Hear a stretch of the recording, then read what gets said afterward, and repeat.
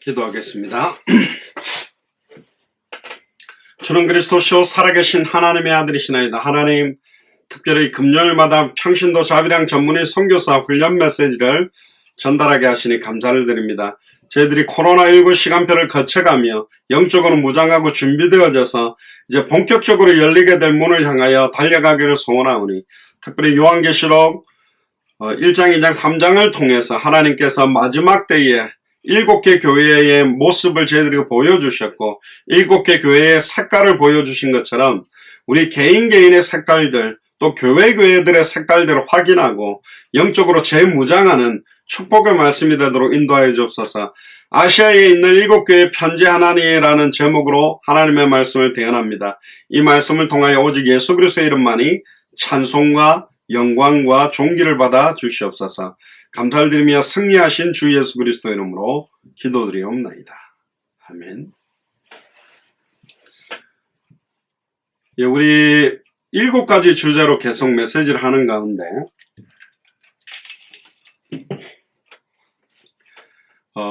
현장에 대한 메시지, 복음에 대한 메시지, 전도에 대한 메시지, 기도에 대한 메시지, 제자에 대한 메시지, 6번 주제가 교회 메시지입니다. 교회에 관계된 메시지 2번째. 다음 주에는 언약과 관계되어 있는 메시지인데요. 요한계시록 1장, 2장, 3장에 나타나 있는 아시아에 있는 7교회에 대한 색깔에 대한 메시지를 나눌 겁니다. 여러분들한테 프린트물로 준 거는 제가 정리한 게 아니고 코람데오라는 이렇게 블로그를 운영하는 어떤 목사님이 정리한 건데 아마 감리교회 쪽 목사님인데 이 내용들을 나름 이렇게 좀 정리를 잘 하셔서 여러분들이 좀 요 내용들을 좀 아시면 좋겠다. 그래서 그걸 좀 가지고 와서 같이 나눕니다.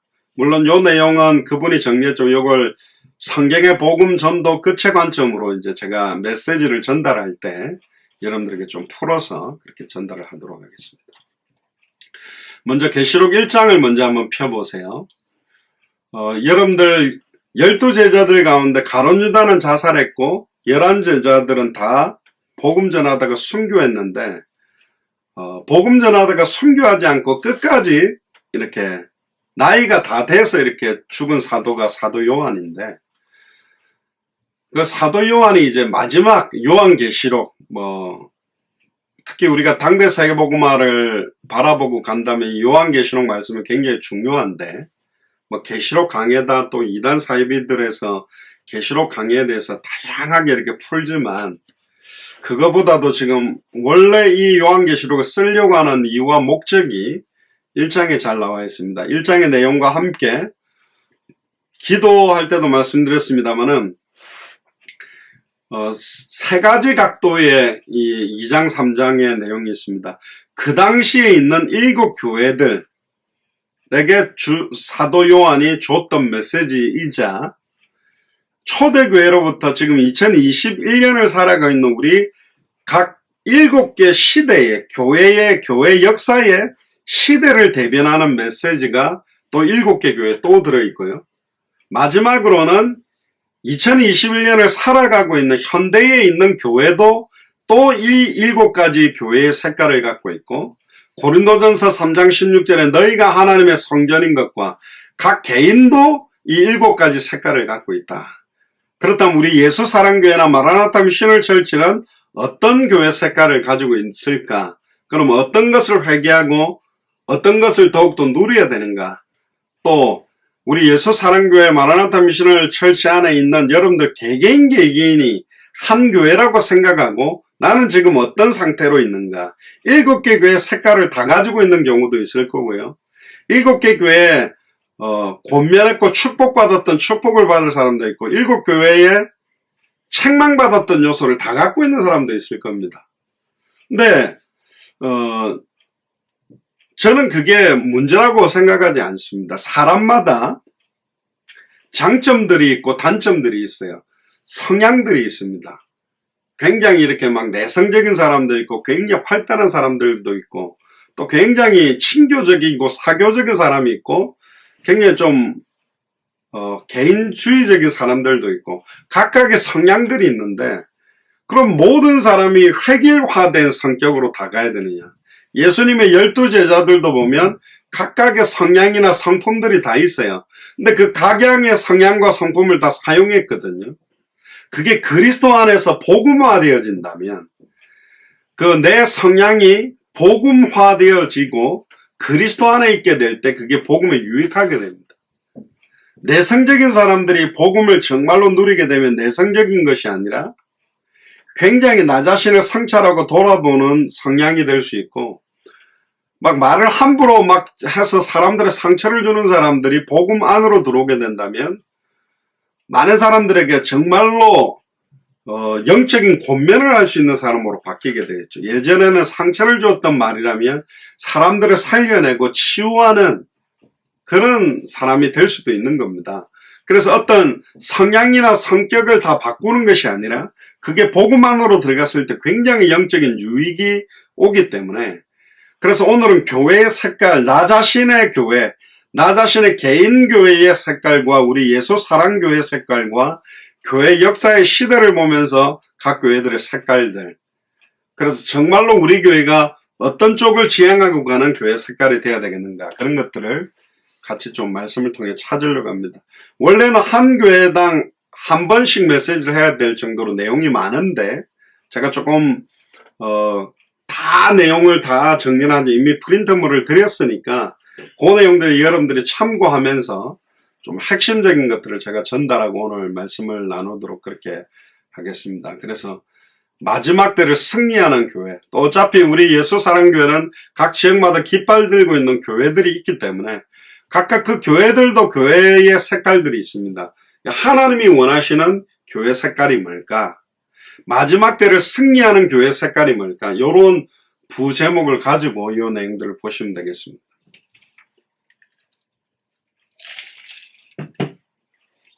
먼저 1장에 보면 예수 그리스도의 계시다 그랬습니다. 66권이 다 하나님의 말씀이 하나님의 계시로 기록됐지만 본격적으로 예수님께서 마지막 때를 승리할 수 있는 계시의 말씀으로 준 게 요한계시록입니다. 이는 하나님이 그에게 주사, 예수님에게 주사 반드시 속히 될 일들을 그 종들에게 보이시려고 그 천사를 그 종 요한에게 보내어 지시한 거다.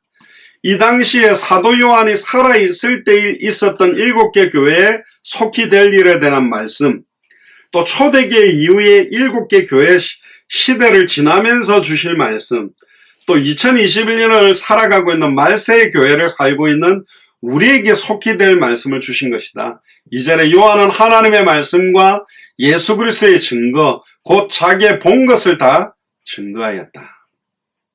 3절에 보세요. 이 예언의 말씀을 읽는 자와 듣는 자들과 그 가운데 기록된 것을 지키는 자들이 복이 있나니 때가 가까움이라. 어떤 사람은 읽기만 하고 어떤 사람은 듣기만 하는데 한 요소만 말하는 게 아닙니다. 또 어떤 사람은 행하기만 합니다. 전도해야 된다는 생각은 알고 막 전도하러 가지만 현장을 나가면 나갈수록 눌리고 시달리는 사람도 있어요. 물론 적어요. 그런 사람은. 적은데 왜냐하면 눌리는 사람이 현장에 전도하기가 드물죠. 내가 눌리는데 어떻게 전도하겠습니까? 그런데도 불구하고 어떤 사람은 막 성경 읽기 선교회도 있습니다. UBF 같이 대학생 성경 읽기. 성경 읽기가 나쁘냐? 아니요. 너무너무 좋은 거예요. 근데 핵심을 놓쳐버리고 읽으면 그냥 읽는데 머물러 버려요. 또 어떤 면에서는 마지막 시대 때 목회자들이 성경을 읽으면서 하나님 주시는 은혜보다도 목사가 생각하는 여러 가지 의도나 방향을 집어넣어서 각색을 함으로 원래 성경이 말하고자 하는 말씀은 놓치고 목사의 의도와 생각들이 짬뽕된 하나님의 말씀을 빙자해서 다른 말씀을 전하는 설교들이 만무하는 판이라면 차라리 목사들의 설교를 듣지 않고 성경을 자세히 성령의 감동을 의지하며 성령께서 가르치고 깨닫게 하고 생각나게 하심을 의지하면서 읽는 것이 훨씬 더 유익할 수도 있어요. 지금 시대가. 그러니까 목회자들이 되게 메신저들 조심해야 되는 겁니다. 지난 제가 수요 메시지도 말했습니다. 구원받은 자가 지속적으로 죄를 지으면 구원받을 수 있냐? 어떻게 되냐? 구원이 흔들리느냐? 그거 자체가 사역자들이 어떻게 메시지를 했는지를 알게 되는 거예요. 잘못 메시지하는 거예요. 구원을 확신을 싣겠다 하면서 네 아무리 죄지어도 심지어 사람을 죽여도 네가 자살해도 구원은 흔들리지 않는 거야 하면서 그걸 구원의 확신을 싣는다면서 극단적인 쪽 이야기만 한 거예요. 또 반대로 네가 주일 성수 똑바로 안 하고 헌금 똑바로 안 하고 주일 예배 잘 안 드리고 정식기도 똑바로 안 하면 구원 못 받아. 이런 식으로 해가지고 성도들을 채찍질하는 극단적인 칼빈주의와 극단적인 알미니안주의적인 내용들이 가면서 말씀 그대로 예수님도 그렇죠. 너희들이 바리새인 사두개인 서기관들이 말하는 내용은 듣되 그들의 행위는 따라하지 마라. 외식하는 건 따라하지 마라. 너희들의 착한 행실과 선함이 바리새인 사두개인 서기관보다 못하면 안 된다. 진짜 복음을 아는 사람들은 입으로만 말로만 하는 것이 아니라 그렇게 사는 삶도 같이 있는 거예요. 그 어떤 사람도 그럽니다. 우리가 아무리 산다 그래도 짓는 게 죄가 더 많은데 안 되지 않냐. 그래서 아예 포기 상태로 만들어가 죄를 아예 지을 수밖에 없는 거 합리화시켜 주어가지고 계속 죄 짓도록 방탕에다가 자기를 방임하게 만드는 경우도 있고. 그래서 사실은 그래서 이 말씀을 이 예언을 어떻게 읽느냐. 예수께서 그리스도심을 알고 믿고 생명을 얻도록 읽어야 되고 예수를 그리스도로 알고 믿고 생명을 얻도록 들어야 되고 예수를 그리스도로 알고 믿고 생명을 얻도록 행해야 되거든요. 지켜나가야 된단 말이에요. 그러니까 외줄타기처럼 사르르판을 걷는 것처럼 너무너무 그냥 아슬아슬한 게 마지막 시대의 메시지입니다. 그러니까 너무나 많이 변질되어 버리니까 예수를 그리스도로 믿는 게 예수를 그리스도로 믿으면 막 부자 되는 것처럼 예수를 그리스도로 믿으면 막 모든 병이 다 낫는 것처럼 예수를 그리스도로 믿으면 자녀들이 무조건 다 성공하는 것처럼 그렇게 전하는 것 자체가 사실은 기복주의적이고 번영신학적이고 완전히 우상숭배적인 이야기입니다. 성경에는 예수를 그리스도로 믿는 것 자체의 의미가 뭔가를 설명하고 있는 게 복음의 내용인데 그걸 놓쳐버리는 거예요. 의외로 구약시대 때냐 복을 받을 거냐 저주를 받을 거냐 이원론적인 수준의 각도가 강했다면 예수께서 그리스도로 오시고 난 다음에는 우리의 생각을 완전히 뒤집어 놨어요. 예수님 자체가 십자가에 달려 죽었는데 승리한 거예요. 죽었는데 어떻게 승리한 거냐. 스데반이 돌 맞아 복음 전하다가 죽었으면 망한 건데 어떻게 잔닥으로 말하고 예수님 보좌에 일어난 거냐. 사도 바울이 마지막 때에 그렇게 교회를 세워나가는데 나중에도 나올 겁니다. 사도 바울이 많은 교회들을 세우지만 사도 바울이 떠나는 순간부터 막 거짓 선지자 이단들이 파고들어서 온 교회가 난리법석이 나버렸는데 또 사도 바울은 자기 주변에 있던 사람들이 다 떠나가고 경제적으로 너무나 어려운 고통들이 와서 아예 그 당시에 바리새인 사두개인 서기관들이 사도 바울을 볼 때는 망한 거라고 봤는데 망한 게 아니었거든요. 진짜로 이 믿음을 지켜나가고 전에도 그 말씀 한번 드렸습니다.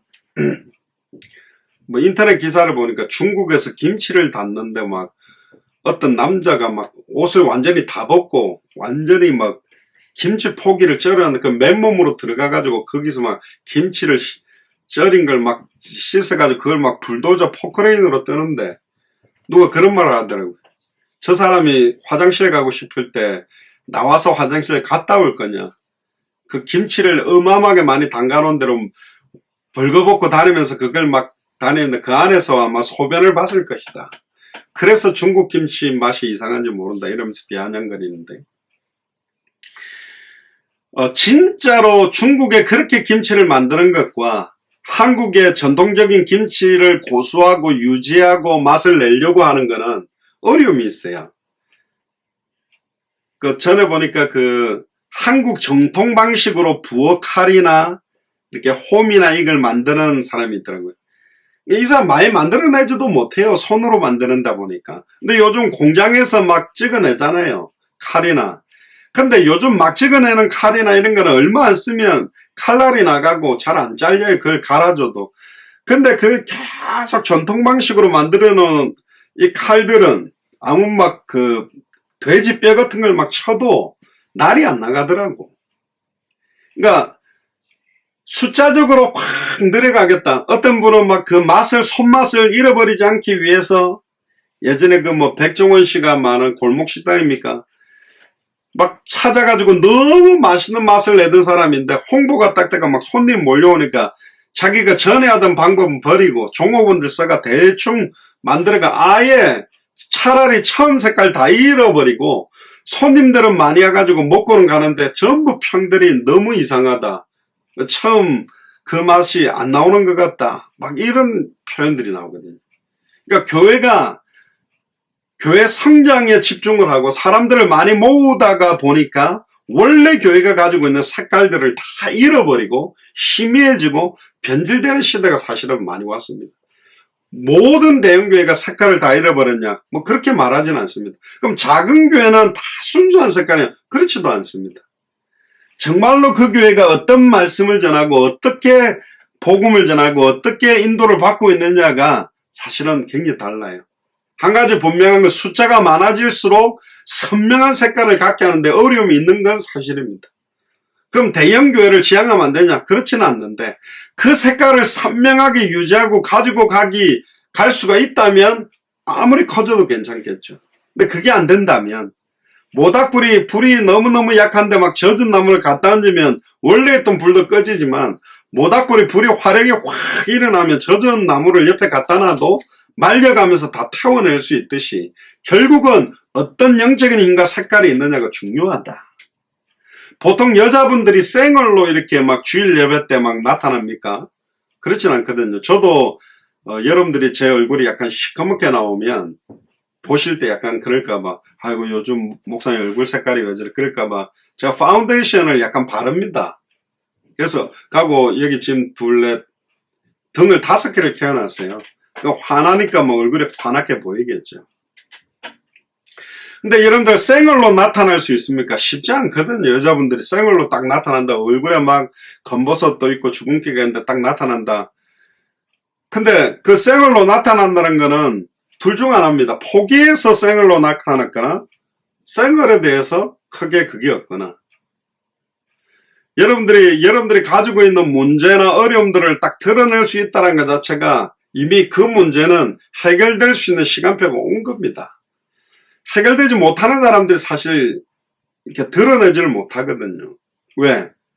아직까지 그걸 드러낼 때 내가 눌릴 거라고 생각하니까.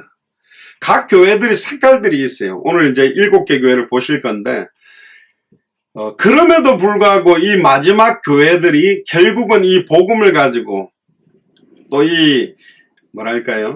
다시 오실 그리스도를 바라보면서 어떻게 그걸 넘어서야 됐고 넘어섰는가를 우리가 확인을 해야 될 겁니다.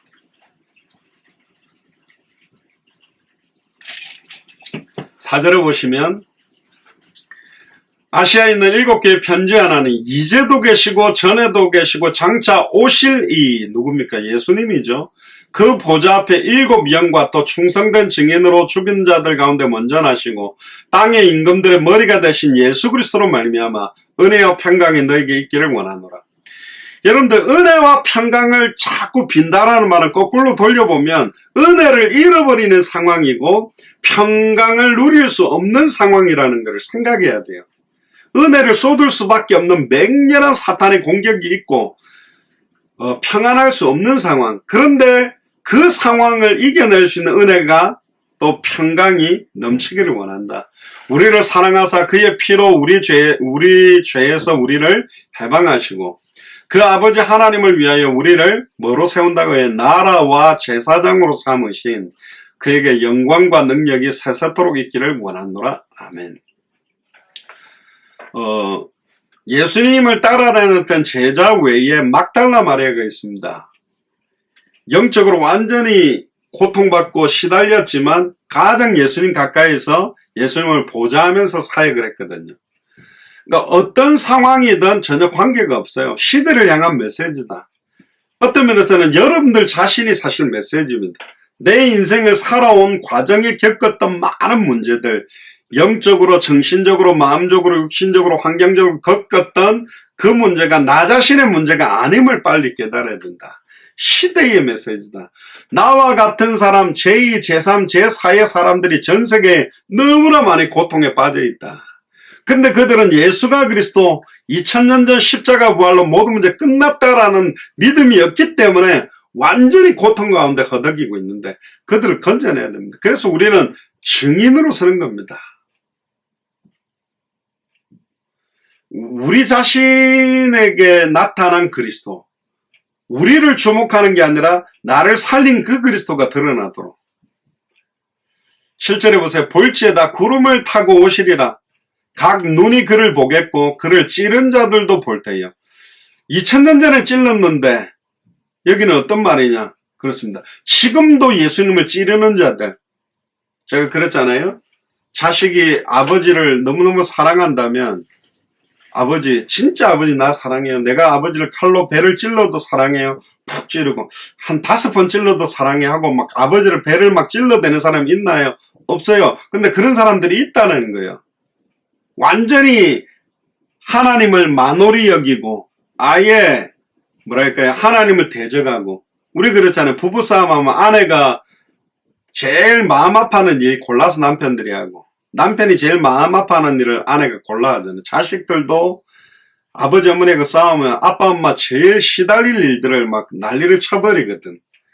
그러니까 마지막 때에 완전히 예수님을 다시 십자가에 못 박는 더 시달리게 만들게 하는 자들이 있다는 거. 그들도 오실 때 그들을 볼 것이다.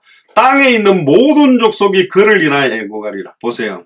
200개 나라 2000개가 넘는 미존도 부족 국가에 모든 사람이 마라나타 하면서 아멘 주 예수여 빨리 오세요 하고 기쁨으로 맞이하는 게 아니라고 되어 있습니다. 모든 족속이 그를 인하여 애고갈 거다.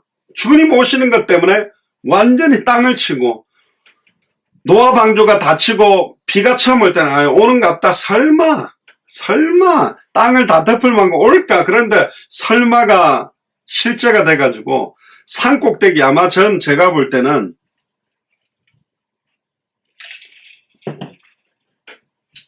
노아 방주 주변에 어마어마한 사람들이 와가지고 노아 방주를 막 두들겼습니다. 올라타려고. 근데 노아 방주 구조가 사람들이 올라탈 수가 없는 구조거든요.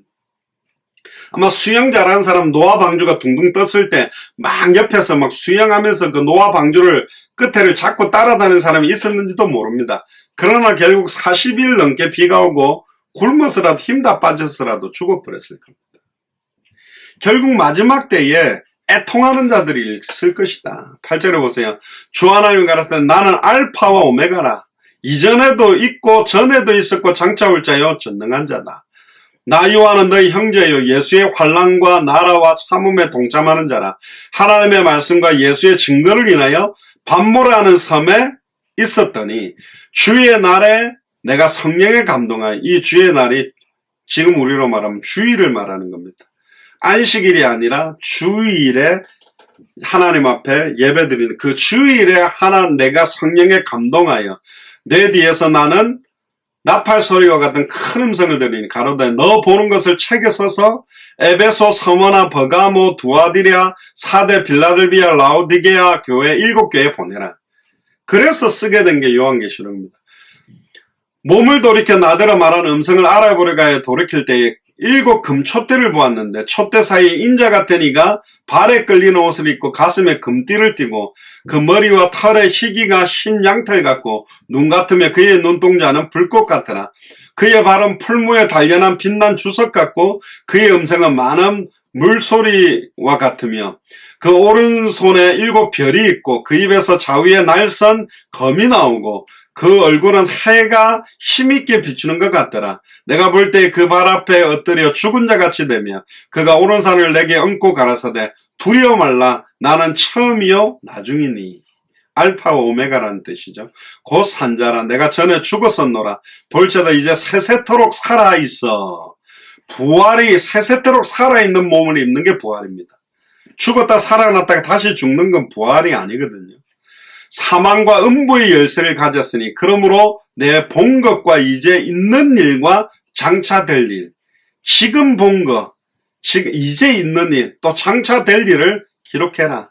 네 본 것은 내 오른손에 7 별의 비밀과 7 금촛대라. 7 별은 7 교회의 사자요.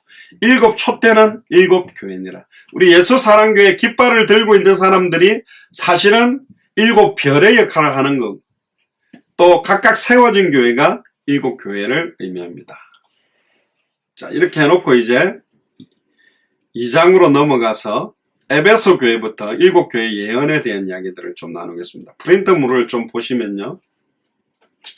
하나님은 우리를 사랑하시기 때문에 우리를 구원하기 위해 하실 수 있는 모든 방법을 다 동원합니다. 때때로 우리가 교만하고 자만하면 경고의 말씀을 주기도 하고, 때때로 우리가 연약하고 힘들어하면 사랑과 위로의 말씀을 주고, 예언으로 굉장한 역사로 성경의 말씀을 우리 자녀들에게 허락합니다. 그래서 지금 요한계시록에 나와 있는 일곱 개에 대한 이 예언들을 본다는 것 자체가 굉장히 중요하고요. 의미들을 생각하는 게 중요합니다. 처음에 나오는 에베소 교회는 예수님이 승천하고 난 다음에 한 100년 정도 시대, 그러니까 사도교회 시대, 그때를 나타내는 시대를 에베소 교회 시대적인 흐름으로 이야기를 합니다. 교회사적인 7개 흐름으로 본다면, 두 번째 나오는 서머나 교회는요, 그러니까 초대교회 때 나왔던 1세대들이 다 죽고 난 한 100년부터 한 313년, 그러니까 로마의 콘스탄틴 왕자가 로마의 국교로 기독교를 공인할 때 교회가 순교하는 시대, 그게 서머나 교회 시대라고 보고요.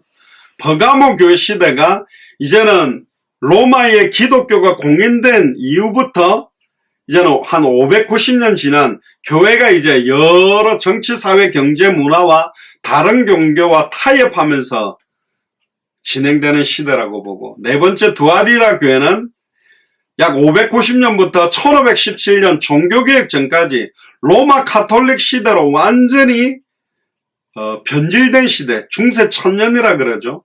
완전히 변질된 시대의 모습이라고 보고, 다섯 번째 사대교회는 종교개혁 이후에 한 1700년대 교회 개혁 시대라고 보고요.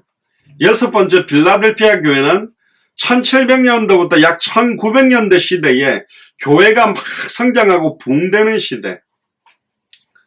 그리고 마지막 라오디게아 교회는 1900년대부터 예수님이 다시 오실 교회가 세속화되고 변질된 시대를 나타낸다. 그렇게 7개 시대로 보기도 합니다. 그래서 2장 3장에 나오는 7개 교회는 각 시대들을 말하는 그 당시에 에베소 교회, 서머나 교회, 버가모 교회, 두아디라 교회, 사대교회, 빌라델피아 교회, 라오디아 교회에 각각 주시는 메시지였습니다. 아마 요한계시록이 주님 오신 이후에 한 100년 정도에 기록됐다고 보기 때문에 이 소아시아 7개 교회는 지금의 터키에 있습니다. 다, 모두 다. 그러니까 마지막 계시록을 받아서 예언했던 교회, 사도 바울이 에베소 지역 교회를 시작하면서 아예 소아시아의, 아시아의 모든 제자들이 일어났을 그 당시에 교회가 세워졌던 거거든요. 근데 놀라운 거는 그 당시에 7개 교회가 7개의 시대를 대면하면서도 지금 2021년에 세워진 대형교회로부터 조그마한 가정교회에 이르기까지의 색깔을 나타내기 때문에 이 하나님의 말씀이 어마어마하고 대단한 겁니다. 그래서 7개 교회에 대한 예언, 그 당시에 사도 요한은 그 서신을 보낼 때 로마의 제국이 이제 우편물을 전달하는 그 길들이 있었어요. 그 길들을 따라서 이걸 전달해가지고 보도록 만들었는데 7개 교회의 배경이나 형편들이 시간차를 가지고 진행되면서 전달이 됐는데 각 나라 예수를 그리스도로 믿는 그 교회에 굉장한 메시지를 주는 의미가 있다.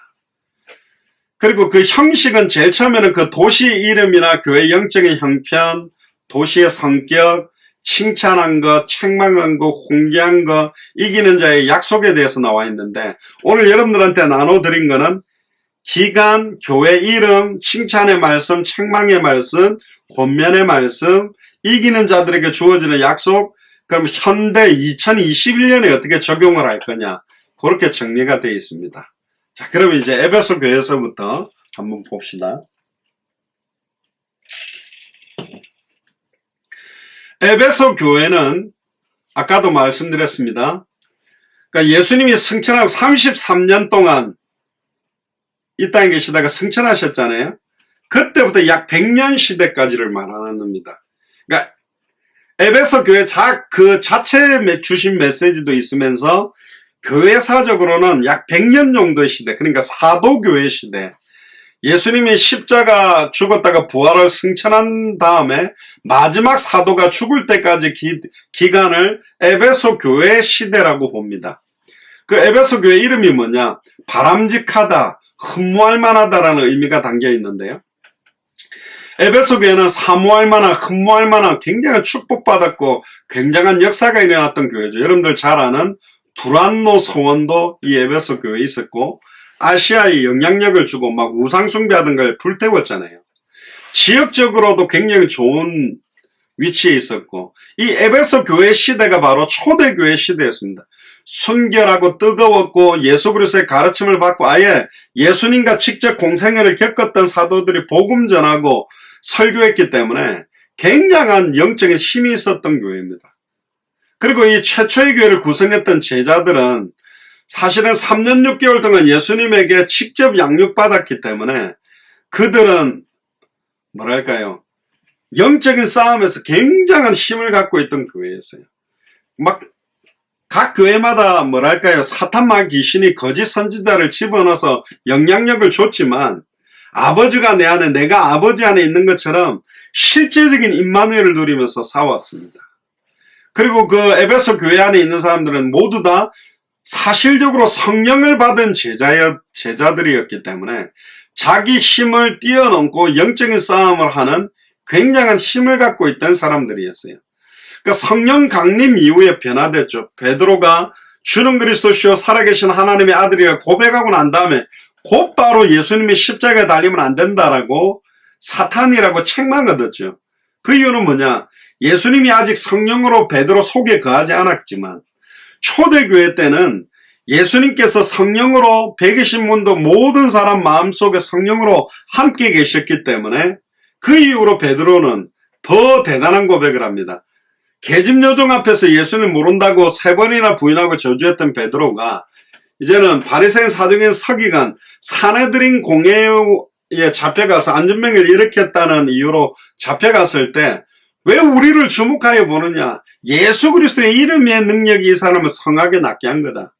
천하의 구원 얻을 다른 이름 없다. 생명 걸어놓고 메시지를 하게 됐고 그 이후로 베드로는 한 번도 예수 그리스도를 모른다고 부인한 적이 없어요. 근데 그러면 베드로는 실수가 없었냐? 실수가 있었어요. 어떤 실수냐? 이방인들이 예수님을 구주로 영접하고 구원받는 거, 이방인들하고 상종하는 거, 할례를 그래도 행해야 되지 않나? 이런 부분에 있어가지고 굉장히 좀 갈등하고 유대인 복음화만 집중했지 이방인 복음화는 나중에 집중하게 되거든요. 그러니까 아직 체질과 기질이 사도 바울하고 비교를 해보면 아직 딱 바뀌지 않은 것들이 사도 베드로에게도 있었습니다. 그러니까 성령 충만 받았다고 다 우리의 기질까지 다 바뀌어지느냐? 그렇진 않아요. 이거는 우리에게 주신 기질이 계속 지속적인 말씀을 통해서 우리가 새롭게 변화될 부분들이 굉장히 필요하다. 에베소 교회는 어떤 칭찬의 말씀을 들었습니까? 이 에베소 교회는 어떤 면에서는 로마 제국의 황제의 핍박 속에서도 열심과 수고를 놓치지 않았던 교회이기 때문에 계시록 2장 2절에 3절에 보면 내가 네 행위와 수고와 네 인내를 안다. 이 말씀을 여러분들 가운데 받을 사람이 있을 겁니다. 여러분들의 행위와 여러분들 교회를 위해서 수고하고 계속 인내한 것을 하나님이 안다 그럽니다. 남편이 몰라주고 아내가 몰라주고 자녀들이 몰라줘도 주님은 알고 있다고 말합니다. 또 악한 자들을 용납하지 아니한 굉장히 의롭게 정의롭게 교회 안에 일어난 악한 일에 대해서 용납하지 않았던 것들, 또 자칭 사도라 하되 자칭 목사라 하되 아닌 자들을 시험하여 그 거짓된 것을 네가 드러낸 것, 막 목회자들이 잘못하는 것에 대해서 막 드러낸 것도 또 네가 참고 많은 걸 참아내고 내 이름을 위하여 견디고 게으르지 아니한 것을 안다. 어떤 면에서는 이 에베소 교회 색깔은요 진짜 주를 위해서 헌신하고 봉사하고 교회 건축하는 데 앞장서고 또 교회 안에 교역자들이 잘못된 걸 드러내서 회개시키고 또 막 끝까지 인내하고 참고 게으르지 않고 새벽기도도 철저하고 열정적으로 뛰었던 그런 교회 색깔, 그런 개인의 색깔을 나타내기도 합니다. 교회 안에는요, 니골라당의 가르침이 들어와 있어요. 이 영지주의인데, 이건 영지주의란 걸 뭐냐? 영은 순수하고 깨끗하고 육은 더럽다. 그러니까 어차피 육은 더럽기 때문에 육을 깨끗게 하기는 불가능하다, 이 땅에서는. 그러니까 육이 더러워지는 것은 그냥 그렇다고 인정하고 영만 순수하면 된다. 그리고 아무리 육신적인 것이 영을 변질시킬 수는 없다. 이런 사상에. 그러니까 아예 도덕을 지키거나 진실하고 깨끗하게 살 필요 없다. 방종과 방탕, 육체의 욕구 자체를 자제하지 말고 살아도 된다. 그래서 아예 방종을 방임한 게 니골라당입니다. 아무리 내가 죄지어도 구원은 영향받지 않는다라고 사는 사람들을 보고 니골라당이라 그러면 돼요. 이런 애들이 우리 후대들도 많거든. 내가 아무리 죄지어도 구원은 흔들리지 않는다. 근데 성경은 니골라당 구원받지 못한 존재라고 말하고 있거든요. 이 니골라당은 현대 2021년을 살아가는 교회에서도 굉장히 많이 가지고 있는 자유주의적인 가르침입니다. 그냥 예수 그리스도를 지식적으로 인정하고 영적 기도만 따라해도 구원받았기 때문에 하나님 계명 별로 안 지켜도 된다. 이 시조가 바로 니골라당입니다. 그런데 이 에베소서는 6절에 네가 니골라당의 행위를 미워하는도다. 나도 이것을 미워한다. 그러니까 어떤 면에서는 가장 열정있게 힘있게 정의롭게 잘못된 건 드러내고 그렇게 막 열정적으로 뛰었던 교회가 에베소 교회입니다. 그런데 이런 색깔을 가진 교회도 책망의 말씀을 줍니다. 어떤 책망의 말씀입니까? 계시록 2장 4절에 그러나 너를 책망할 것이 있나니 너는 뭘 버렸다? 처음 사랑을 버렸다. 그러니까 처음 내가 예수를 그리스도로 알고 믿어서 그 순수하게 받았던 믿음과 사랑은 잃어버린 거예요. 그러니까 이 처음 가졌던 그 사랑은 변질되고 어떤 면에서는 뭐랄까요?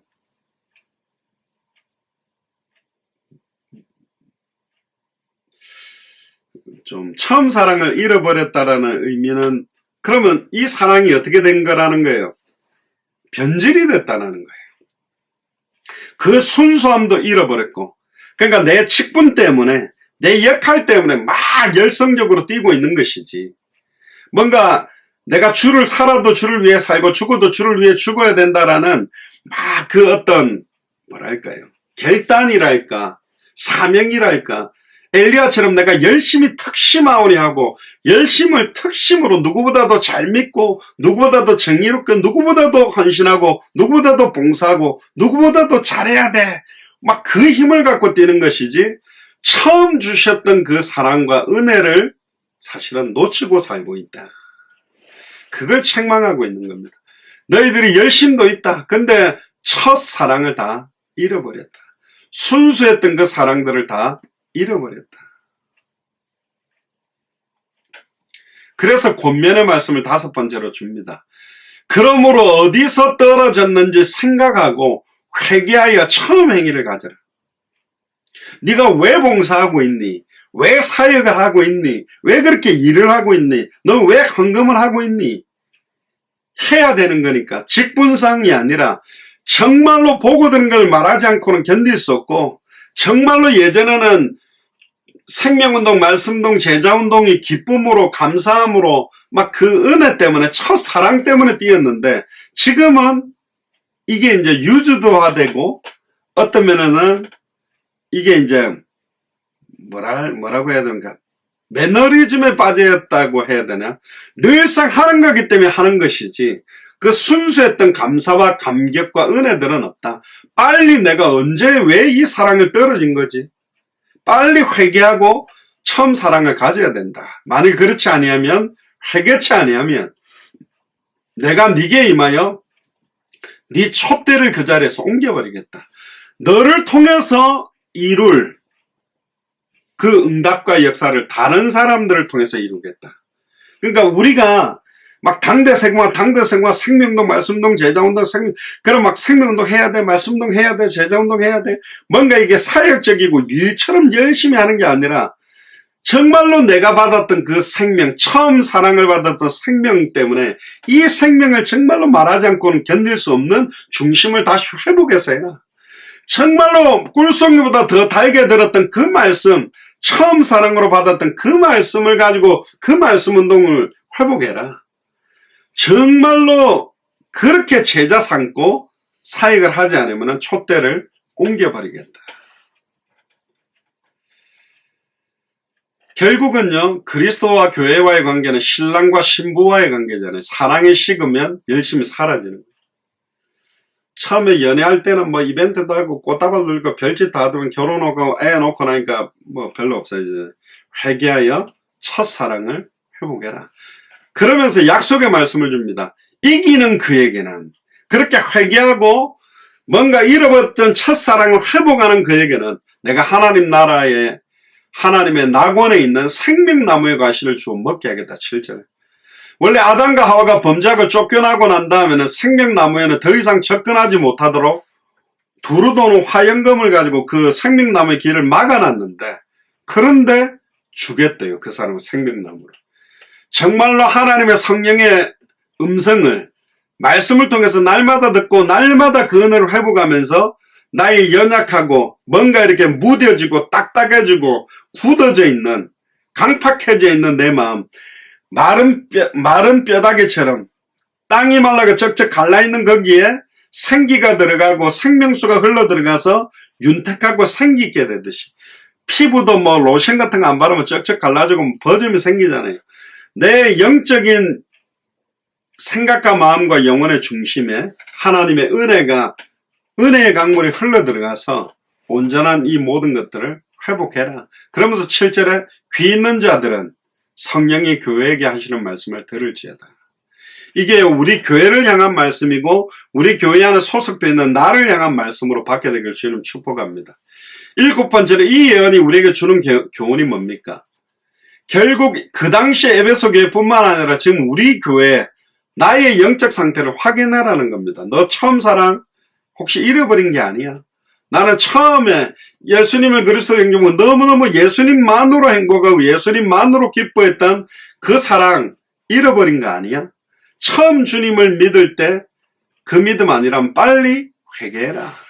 결국 처음 사랑 잃어버리고 하나님의 사랑이 없는 종교생활, 활동, 헌금, 교회 일, 충성 봉사는 결국 실패, 무너지고 스스로를 의미 없게 만드는 거예요. 내가 왜 헌금하고 있지? 내가 왜 봉사하고 있지? 내가 왜 설교하고 있지? 내가 왜 사역하고 있지? 그럼 영적으로 무의미하게 하나님 앞에 열정적으로 뛰고 있는 그것들을, 그러니까 아예 뭐랄까요, 간호사들이나 의사들이 처음에는 나이팅게일처럼 정말로 한 사람들을 치료하고 회복시키는 순수함으로 시작했는데 나중에는 아예 막 간호사가 막 돈 벌려고 막 달려들듯이, 아예 목회자들도 정말로 내 남은 생 주와 복음만을 위해 살겠다라고 했던 그 순수함들이 이제는 완전히 막 노숙해져가지고 이제는 막 기술자가 돼가지고 설교 기술자, 전도 기술자가 돼가지고 완전히 뭐 봉사하는 기술자가 되고 뭐 이런 식으로 되는 그런 변질된 것들을 빨리 회개해라. 새술은 새 부대에 담아야 되기 때문에 진짜 처음 잃어버렸던 사랑 회복해야만 당대선을 완성할 수 있다는 게 에베소 교회를 향한 겁니다. 그래서 요약을 보시면 에베소 교회는 첫사랑을 잃어버린 교회다. 지금 에베소 교회는 셀주크라는 터키에 있는 가스텔 항구 지역에 있습니다. 그 에베소 교회는 사도 바울도 사역을 했었고 아볼로도 사역했고 디모데도 브리스길라 아굴라 사도 요한도 사역한 교회가 교회입니다. 굉장히 순수하고 봉사와 선교 열정을 갖고 있지만 점점점 율법적인 신앙으로 첫사랑을 잃어버린 교회가 사실은 에베소 교회다. 두 번째, 서머나 교회입니다. 서머나 교회는 서머나 교회를 말하기도 하면서도 아예 사도들이 다 죽고 난 그 다음, 그러니까 12사도의 바로 밑에 제자들을 교부 속사도라고 하거든요. 그 교부들로부터 313년, 그러니까 10명의 황제 시대, 그러니까 가장 핍박이 강했던 시대, 콘스탄틴 황제가 로마의 국교를 기독교로 공인하기 전의 시대를 서머나교의 시대라고도 봅니다. 서머나라는 말뜻 자체가 향수의 일종의 모략이라는 뜻이 서머나입니다. 그 나무를 쳐서 으깨할 때 큰 향기를 바라거든요. 우리로 말하면 편백나무 향도 있고 그렇지 않습니까? 그런 나무의 향. 그러니까 서머나 교회는 로마 10명의 황제들이 극렬한 핍박을 주지만 그걸 통과해냅니다. 그러면서도 그 복음의 향기를 풍겨요. 뭔가 응답받고 축복받아서 풍기는 향기와 다르게 어마어마한 핍박과 시험 속에서도 믿음을 잃어버리지 않고 놓치지 않고 풍겨내는 향기를 풍긴 교회가 서머나 교회입니다. 어떠면서 그 고통과 핍박, 시험, 환난을 신앙 고백과 믿음으로 승화시키는 교회가 서머나 교회다. 그러니까 칭찬 말씀을 듣습니다. 어떤 말씀을 듣습니까? 서머나 교회 안에는 자칭 유대인이라는 사람들이 있었는데 사탄의 회였어요. 그러니까 교회 안에, 서머나 교회 안에는 자기는 정말로 예수를 그리스도를 믿는다 하는데 완전히 교회를 무너뜨리고 교회를 변질시키고 교회를 어려움 주는 사람들의 회가 있었다는 겁니다. 그래서 사도 바울도 이런 이야기를 하죠. 표면적인 유대인이 유대인이 아니다. 오직 이면적 유대인이 유대인이다.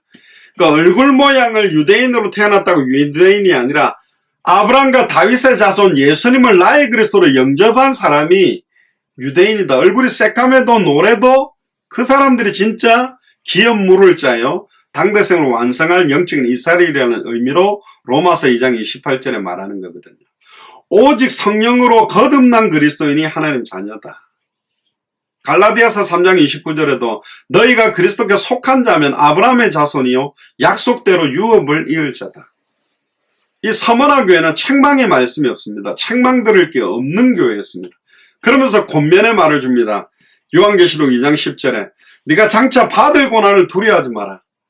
그러니까 순수할수록 고난이 더 올 수 있어요. 저는 말씀드렸습니다. 예수를 그리스도로 모르기 때문에 받는 고난도 있지만 예수를 그리스도로 너무나 정확하게 알고 믿고 있기 때문에 사탄이 발악하는 거예요. 니는 아니잖아. 원래 우상 숭배해야 되고 무당 찾아다녀야 되고 완전히 돈 좋아야 되고 음란 타락에 빠져야 되는 네가 왜 자꾸 성경의 복음, 성경의 전도, 성경 끝을 붙들고 마라나타 신앙을 갖고 당대 세금화하겠다. 뭐 선지자의 나라, 제사장의 나라, 왕의 나라처럼 나를 사용해달라고 그 몸부림치니까 사단이 막 발악을 하는 거예요. 사단이 막 못 견디는 거예요. 그러니까 막 참소하고 공격하는 고난도 있다. 그렇기 때문에 아니 내가 예수를 잘 믿는데 왜 고난을 받지요가 아니라니까요. 그럼 사도 바울이나 초대교회는 왜 고난받았습니까? 그러면 중세교회 천년, 카톨릭 교회는 어마어마한 부귀영화를 누렸거든. 어마어마하게 큰 성 바오로 성당, 성 베드로 성당 제가 가봤는데 그 당시에 대리석을 어마어마한 높이로 쌓아놨습니다. 거의 한 20-30m 높이로 대리석을 어마어마하게 세워놨거든요. 어른들 서너 명이 이렇게 딱 손잡고 둘러야 될 정도 그런 기둥을 세워놨습니다. 멋있는 응답을 받았냐. 완전 타락했거든요. 완전 변질됐거든요. 어떤 면에서는 이 장차 받게 되는 고난이 우리를 더 순수하게 환난은 인내를 연단은 소망을 이루어 정금같이 나오는 믿음으로 하나님은 만들어서 욥이 받는 고난은 죽이려고 주는 고난이 아니었습니다. 하나님이 영광받기를 원하는 거예요. 그래도 좀 좋은 거 주면서 영광받지 왜 하나님은 고통을 주느냐 모르겠어요. 근데 좋은 응답 받으면서 하나님께 찬송하는 것은 불신자도 하는 건데 고통이 계속 오는데 하나님께 감사와 영광을 돌릴 수 있는 것은 진짜 예수를 그리스도로 알고 믿고 누리는 자만 할 수 있는 거거든요. 진짜 값어치 있는 겁니다. 어떤 면에서 왜 산삼이 귀합니까? 인삼도 많고 뭐 장내삼일이 배력 많은데 그는 그렇게 어려운 상황에서도 자라난 거예요. 온실의 화초들이 더 예쁘지만 저기 절벽에 펴있는 야생화가 굉장한 게 어마어마한 막 천둥벼락에 아예 눈보라를 맞으면서도 견뎌냈거든. 그래서 이 서문화 교회는 네가 장차받을 고난 두려워 말라. 볼지어다 마귀가 장차 너희 가운데 몇 사람 오게 던져 시험을 받게 하리니 너희가 10일 동안 환난을 받으리라. 네가 죽도록 충성하라. 그럼에도 고난이 오는데도 충성하래요. 그리하면 내가 뭘 주겠다? 생명의 면류관을 주겠다. 서문화 교회는요 어마어마하게 가난하고 궁핍했습니다. 가난하고 궁핍했는데 심지어 거다가 핍박과 어려움이 더 많이 왔어. 그런데 가난하고 궁핍한데 핍박과 어려움이 오는데 그들의 신앙은 너무너무 풍요롭고 부여로웠어요. 카타콤 안에 있었던 그 초대교회 신자들의 믿음이 사실은 진짜로 순수했거든. 바랄 게 없었어. 그들은 뭔가 과시할 게 없었어요. 내가 이 정도 뭔가 자랑할 게 없어. 오직 예수 그리스도의 십자가 부활 아니면 안 되는 거예요. 너무너무 순수하고 영적으로는 너무너무 부유한 거예요. 살아도 정말 주를 위해 살 수 있고 죽어도 정말 주를 위해서 죽을 수 있는 그런 믿음 가진 교회가 서문화 교회였습니다. 그들은 너무너무 가난했습니다. 겉은 후피하지만 속은 날마다 새로웠고 아무것도 없는 자 같았지만 많은 사람들을 부욕해 하는 모든 것을 가진 사람들이 서문화 교회 사람이었거든요. 9절에 10절에 보니까 네가 네 환난과 궁핍을 안다. 뭐 우리 교회도 뭐 이 좀 비슷한 게 있는 것 같은데요. 7교회의 색깔이 다 있겠죠. 환난도 있고 너무너무 궁핍하고 경제적으로 어려움도 안다. 실상은 네가 뭐하다? 부유한 자다. 옆 사람한테 이야기하시고 혼자 계신 사람은 자기 스스로에게 말하세요. 두드리면서 네가 부유한 자다. 실상은 우리가 부유하대요. 통장 잔고도 없고 맨날 카드여면 카드가 안 돼가지고 아이고 왜 잔고가 없지 시달리고 날라드는 영수증 뭐 청구서 보면서 시달리고 있는데 따라해 보시기 바랍니다. 실상은 네가 부유한 자다. 우리가 부유한 자래. 예수를 그리스도로 알고 누리는 그 은혜가 더 풍성할 거래요.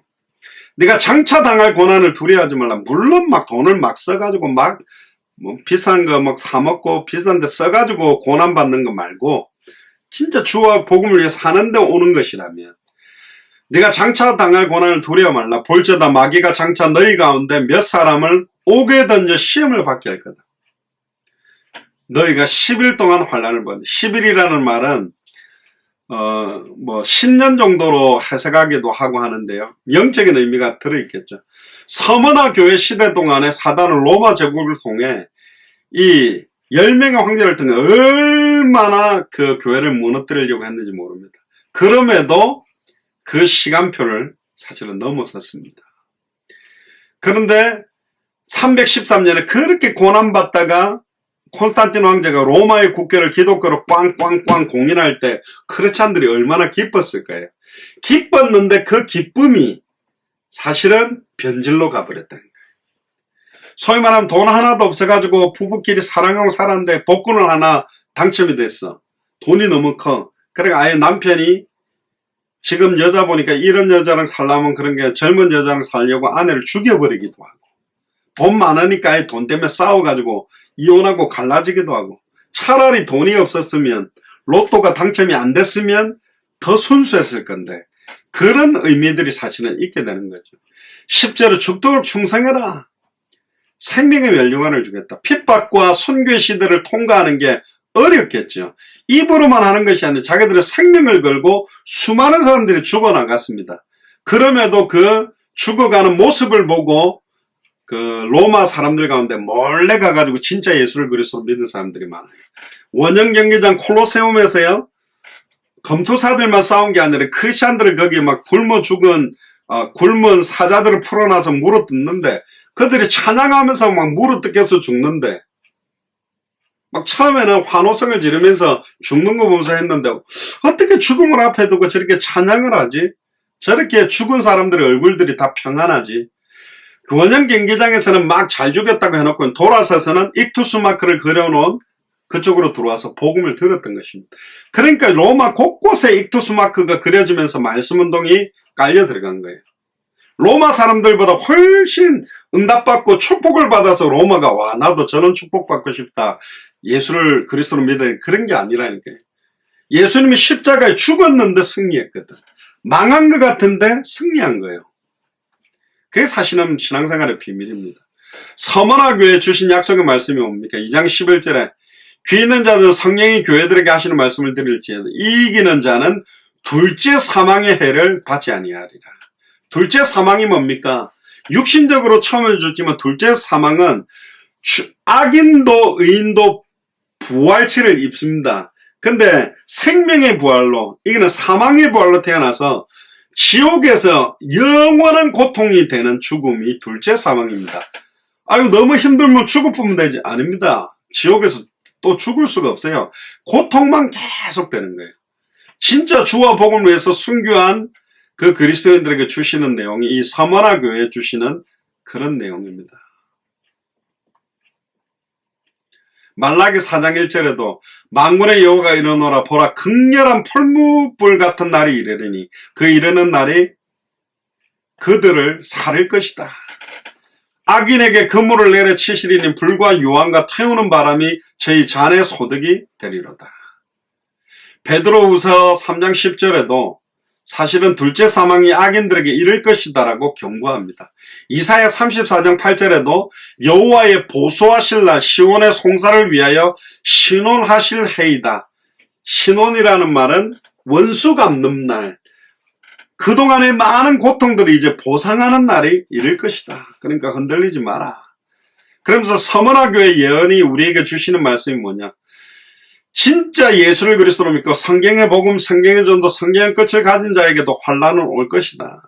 굉장한 어려움이 올 것이지만 흔들리지 말고 죽도록 충성하면 생명의 멸류관을 주겠다. 진짜 어려움이 와봐야 이 사람이 정말로 나를 사랑하느냐, 진짜 이 사람이 충신이냐 아니냐 이런 게 드러나는 거예요. 다 뭐든지 다 될 때는 모르잖아요. 예전에 그 고베에 지진이 있었을 때 선교사 부부가 있었는데 막 집이 다 무너졌대요. 사모님 못 일어나고 있는데 막 다 무너지고 있는데 막 지진이 나니까 밖으로 나가야 되잖아요. 근데 이 사모님 여보 하는데 이 남편이 아내를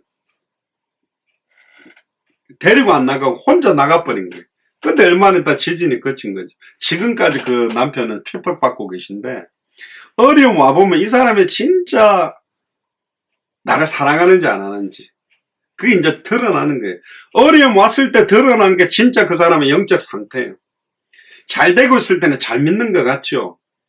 평안할 때는 잘 하는 것 같아요. 근데 진짜 어려움 와서 와보면 여러분들이 돈 많고 잘 나갈 때 친구들은 친구가 아닙니다. 돈도 다 없어지고 빚더미 앉아있는데도 내 가까이에서 나를 위로하고 돕는 사람이 있다. 그 사람이 진짜 친구입니다. 그래서 진짜를 하나님은 뽑아내기 위한 시간표다. 그래서 서머나 교회는 요약을 해보면 고난을 받게 될 교회다. 하지만 그 고난 가운데서 너무너무 아름다운 향기를 풍겨낼 교회가 서머나 교회 시대다. 현재 서머나는 이즈미르라는 에베소에서 약 북쪽으로 48km 떨어져 있는 항구 지역입니다. 여기 에베소 교회 순교자가 폴리캅입니다. 폴리캅이란 말을 혹 들어보셨는지 모르겠는데 이 폴리캅이 바로 12사도의 바로 밑에 제자 속사도 중에 한 명이 폴리캅입니다. 그 다음에 세 번째 버가모 교회. 버가모 교회는 그러니까 로마 콘스탄틴 황제가 로마의 국교를 기독교로 공인해서 이제는 기독교인이 아니면 사회생활도 공직도 못하도록 완전히 이제는 바뀌어진, 그래서 한 538년까지의 타협 시대입니다. 굉장히 응답받기자고 좋은 것 같은데요. 근데 그게 이제 변질이 되는 거예요. 어떤 돈이 없을 때 남편이랑 결혼해가 이렇게 살아가 알콩달콩 살았는데 막 돈도 오고 막 집도 사고 남편도 돈 잘 벌고 여유가 딱 생기니까 이제 남편이 또 아내가 아내로 만족하지 못하고 남편으로 만족하지 못하고 바람을 피우고 다른 데 막 변질되듯이 사실은 안타깝게도 이 버가모 시대가 그런 시대였습니다. 버가모라는 이름의 뜻은 성체, 요새라는 뜻인데요. 핍박 시대를 거쳐오면서 굳건하게 지켰던 그 믿음과 순결함이 정치와 종교가 손을 잡고 핍박도 중단되고 이제는 권력도 들어오고 돈도 들어오고 응답도 오니까 아예 그 믿음의 성이 다 무너져 버린 거예요. 세속과 세상과 타협하면서, 그러니까 신앙생활도 하면서도 세상 쾌락을 같이 즐기는 교회의 모습이 바로 버가모 시대다. 그래서 13절에 네가 어디 사는 것을 내가 아노니 거기는 사탄의 위가 있는 데다. 그 말은 뭡니까? 너 동네가 뭐야? 거기는 사탄의 보좌가 있다. 그러니까 우리가 살고 있는 데가 아예 사탄의 보좌가 있는 데가 되어버렸다. 그러니까 하나님의 잔과 귀신의 잔을 겸하여 섬기는 모습들을 사실은 책망하고 있는 겁니다. 근데 칭찬도 받았어요. 계시록 2장 13절에 보면 네가 어디 사는 것을 내가 아노니 거기는 사단의 위가 있는 데라. 네가 내 이름을 굳게 잡아서 내 충성된 증인 안디바가 너희 가운데 곧 사단에 고하는 것에서 죽임을 당할 때에도 나를 믿는 믿음을 저버리지 아니했다. 안디바가 순교할 때 믿음을 버리지 않고 끝까지 그래도 믿음을 지키고 있었던 교회가 버가모 교회입니다. 그러니까 변질된 사람들도 있고 지키는 사람도 있죠.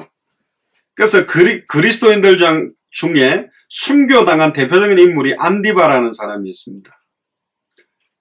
안디바라는 이름 자체가 안티, 대항하다, 항거하다, 파파, 교황을 부를 때 그런 이름 자체도 좀 여기에 녹아있는 그런 거죠. 그런데 책망을 받습니다. 계시록 2장 14절 15절 끝까지 순교하는데도 믿음을 저버리지 않는 사람도 있는데 14절 15절을 보니까 두어 가지 책망을 할 게 있다. 발람의 교훈을 지키는 자들이 있더라. 발람이 발락을 가르쳐 이스라엘 앞에 올무를 놓아 우상의 재물을 먹게 하였고 또 행음하게 하였느니라. 이와 같이 내게도 니골라당의 교훈을 지키는 자들이 있다. 아이 괜찮아. 예수 그리스도 믿는다 하면서 세상의 쾌락과 변질을 계속하게 하는 사람들이 있다. 그러니까 세상과 믿음을 타협하면서 절묘하게 믿음과 세상의 쾌락을 같이 즐기면서 가는 이중적인 생활을 했던 색깔을 갖고 있는 교회가 버가모 교회입니다. 그래서 요한계시록 16장 17장에 나오는 음녀와 행음하는 상징적인 묘사가 나오죠. 순결하던 교회가 교황권 바벨론과 타협하고 아예 순수했던 진리가 바벨론의 포도주로 더럽혀지는 영적인 우상숭배와 음행과 믿음을 같이 겸하고 있는 시대가 바로 버가모 시대고, 지금 이런 교회가 이걸 인정해주고 암암리에 이걸 그대로 가지고 가 있는 교회. 어떤 면에서는 복음과 율법과 우상숭배와 아예 이상한 사상들이 다 들어와 있는 시대가 이 버가모 교회 시대라고 볼 수 있습니다. 권면의 말씀을 줍니다. 계시록 2장 16절에 그러므로 회개하라. 그리하지 아니하면 내가 네게 속히 임하여 내 입의 검으로 그들과 싸우리라. 회개하지 않으면 성령의 검, 우리의 모든 영혼과 생각과 마음의 상태를 찔러 쪼개고 잘라내겠다. 어떤 유일한 방법은 참된 회개라는 것을 이야기합니다. 그러면서 약속의 말씀을 줍니다. 버가모 교회. 계시록 2장 17절에 이기는 그에게는 내가 감추었던 만나를 주고 또 흰 돌을 줄 터인데 그 돌 위에 새 이름을 기록할 것이 있나니 받는 자밖에는 그 이름을 알 사람이 없다. 예전에 내 이름은 죄를 짓고 옛사람의 모습으로 살아가는 걸 기억하는 이름이라면 이제는 새로운 이름을 받아서 하나님께 영광을 받는다. 여기서 만나는 신약 성경에서 말하는 예수가 그리스도라는 성경의 복음을 의미하고요. 생명의 떡을 의미하는 거죠. 그리고 흰돌은 옛날에 법정에서 재판할 때 제비뽑기를 하는 게 하나님이 모든 걸 주관한다고 믿어가지고 그 주머니 같은 데다 흰돌과 검은 돌을 넣고 딱 꺼내가지고 재판 결과를 내는데요. 흰돌이 나오면 무죄 석방을 의미하고 검정돌은 유죄를 의미하는 거거든요. 결국 또 노예가 자유인이 됐을 때 그 사람에게 흰돌을 주고 그때 새로운 이름을 새겨줍니다. 옛날에 우리도 보면 쌍놈들이다 막 이런 사람들은 성도 없이 이랬는데 나중에 성을 갖다가 딱 주는 것처럼요. 노예가 이제는 노예가 아니라 자유인으로 살 때, 그러니까 우리는 죄와 젖어서 완전히 해방받고 진리를 알지니 진리가 우리를 자유케 하는 새로운 이름을 받았다. 옛날에 내가 어울렸던 사람들이 예를 들어 장영학이라는 이름을 어떻게 기억했느냐. 근데 이제는 예수 그리스도를 믿고 장영학의 이름을 목사로 선교사로 기억하게 돼서 당대 세계복음화를 하는 사람으로 바뀐 이름을 받게 되듯이 그런 영적인 이름을 갖게 된다는 겁니다. 버가모 교회를 통해서 예언이 우리에게 주는 내용이 뭐냐? 니골라당의 가르침은 지금 우리 한국 교회에도 너무너무 많이 있습니다. 반쪽 복음만 말합니다. 하나님의 은혜와 사랑과 축복만 강조하고 철저하게 내가 마음이 변화되고 온전하고 회개하고 그 말씀대로 따라가고 헌신하는 걸 강조하지 않는 교회가 많다. 그냥 믿기만 하고 믿는다 말만 하고 머리로만 동의하고 입으로만 영접기도 따라하면 그냥 구원받았다라고 해주고 확신 심는 교회가 많다. 아니다. 진짜 예수를 그리스도 영접하는 참된 의미를 알고 두 가지를 함께 이야기하는 십자가의 죽음이 있어야만 부활이 있잖아요. 옛사람이 죽어야만 새사람으로 부활하는데 거듭나는데 옛사람이 죽지 않았는데 부활만을 말하는 사람들이 너무너무 많다. 그러니까 사실 변질된 복음, 면죄부를 주는 것처럼 요한일서 2장 15절에 이 세상이나 세상에 있는 것들을 사랑치 말라. 누구든지 세상을 사랑하면 아버지의 사랑이 그 사람 속에 있지 않다. 방종을 조장하도록 하는 사람들 조심해야 됩니다. 결국 방종을 조장하기 시작하면 내 영혼이 황폐해지고 생각과 마음이 다 무너져 버려요. 시편 51편 10절에 하나님이여 내 속에 정한 마음을 창조하시고 내 안에 정직한 영을 새롭게 해주시옵소서. 아침마다 새롭고 늘 새로우면서 니골라당의 가르침들을 조심해야 된다. 그래서 버가모 교회는 회개해야 될 교회. 현재는 베르가마라는 지역 서머나로부터 96km 정도 북쪽에 있는 교회가 버가모 교회입니다. 다음 네 번째 두아디라 교회. 두아디라 교회의 교회사적인 기간을 538년부터 16세기 정도, 그러니까 1517년 종교개혁 전까지를 말하는데 종교 암흑 시대입니다. 그러니까 중세 천년을 말하는 거예요. 아예 뭐랄까요? 완전히 그냥 변질의 변질. 우상 숭배화되고 성경의 진리가 가장 많이 변질된 복음 자체가 완전히 무너진 시대가 된 겁니다. 두아디라라는 이름 뜻 자체가 통탄스러운 희생이라는 뜻인데 두아디라 성의 자주장사가 누구죠? 루디아거든요. 그 루디아가 살고 있던 지역입니다. 두아디라. 결국 교황이 통치하기 시작하면서 이제는 예를 들면 사위일체 마리아도 하나님인 것처럼 아예 이제는 아무리 죄를 많이 지어도 면죄부를 사가지고 땡그랑하고 동전이 황금계에 떨어지는 순간 네 죄는 없어진다. 그러니까 막 죄 많이 지어도 면죄부 사서 넣으면 된다. 그리고 막 교회를 짓기 위해서 막 헌금을 끌어모으고 변질. 아예 큰 교회를 지으면서 각종 막 여러 가지 막 교회 안에 프로그램들을 갖다 집어넣어가지고 아예 하나님보다 예수 그리스도보다 교황, 대형교회 목사님들, 유명한 목회자들 아예 교황 비슷하게 섬기는 그런 시대가 와버렸다. 그런 교회도 많죠. 근데 칭찬의 말씀도 있었어요. 계시록 2장 19절에 보면 내가 네 사업과 사랑과 믿음과 섬김과 인내를 나누니 네 나중 행위가 처음 것보다 많다. 처음에 사역한 것보다 훨씬 많은 사역도 하고 믿음도 훨씬 좋아졌고 섬기기도 많이 하고 인내도 많이 한다. 그러면서 18절에 그 눈이 불꽃 같고 그 발이 빛난 주석과 같은 하나님의 아들이라는 말이 나오는데 예수 그리스도를 7개 교회 중에 하나님의 아들이라고 부르는 곳은 계시록 전체에서 여기밖에 없어요.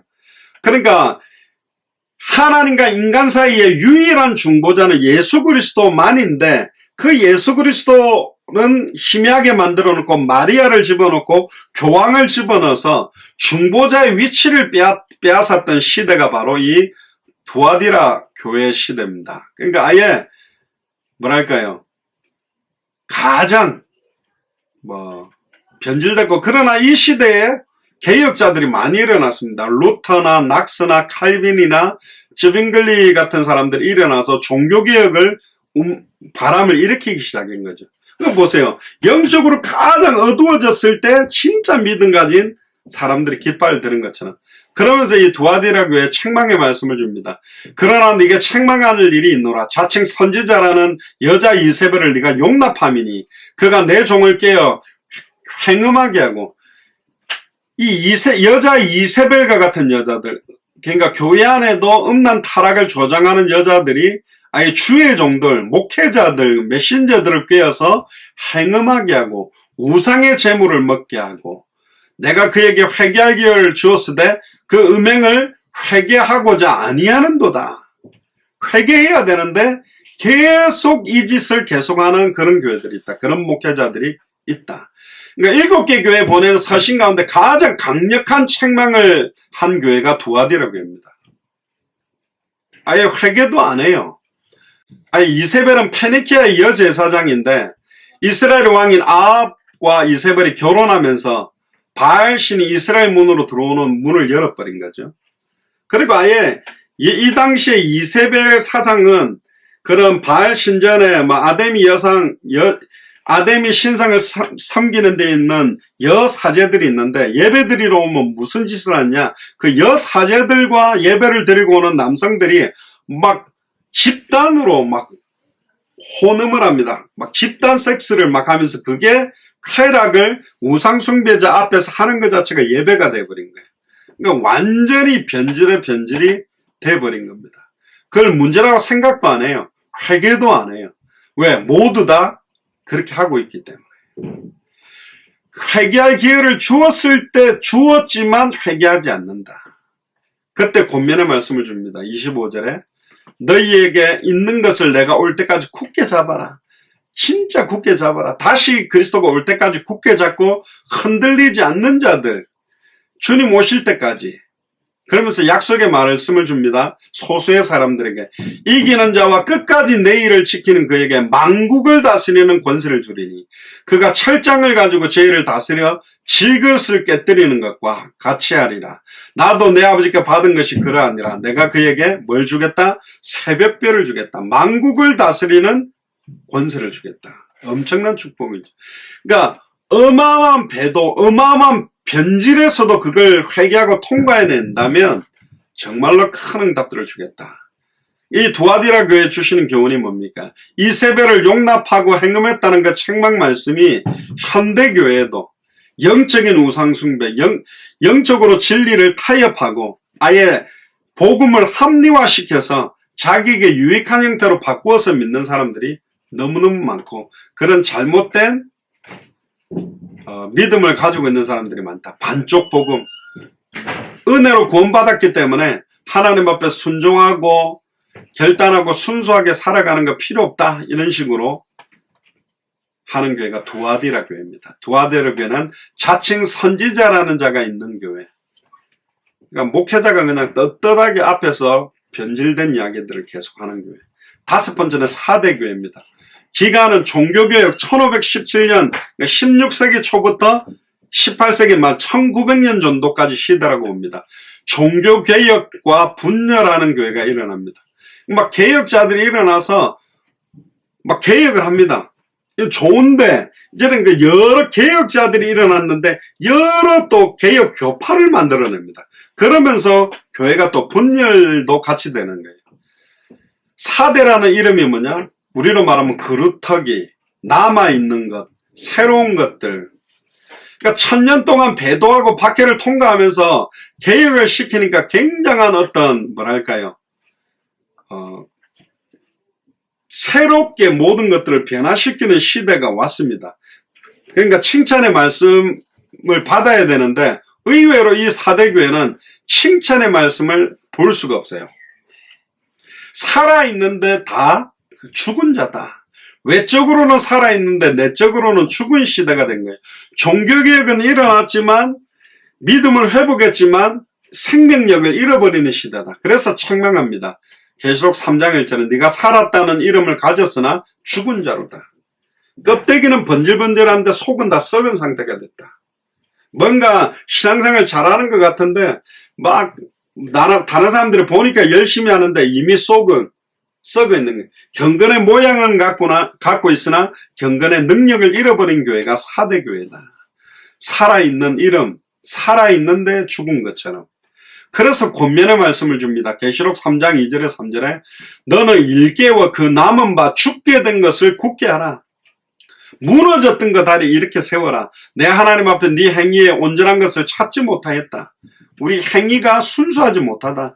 그러므로 네가 어떻게 받았으며 어떻게 들었는지 생각하라. 내가 처음에 예수가 그리스도는 이 복음을 어떻게 받았지, 어떻게 들었지, 그걸 지켜 회개하라. 만일 일깨지 아니하면 내가 도적같이 이르리니 어느 시에 네게 임할는지 네가 알지 못한다.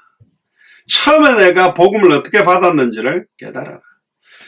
중세 천년을 개혁해 놓으니까 개혁했을 때는 좋았는데 개혁한 사람들끼리가 지잘났다라고 막 교단을 만든 겁니다. 그러니까 막 장로교회도 나오고 감리교회도 나오고 순복음도 나오고 또 뭐 여러 종교 분파가 되면서 갈라져 버린 거죠. 근데 약속의 말씀을 줍니다. 4절에 3장 4절에 그러나 사대에 그 옷을 더럽히지 아니한 몇 명이 내게 있다. 항상 보면 남겨둔 사람이 있어요. 그럼에도 불구하고 그러나 노아는 여호와께 은혜를 입은 것처럼 남겨둔 사람 흰옷을 입고 나와 함께 다니리니 그들은 합당한 자인고로 자인연고다.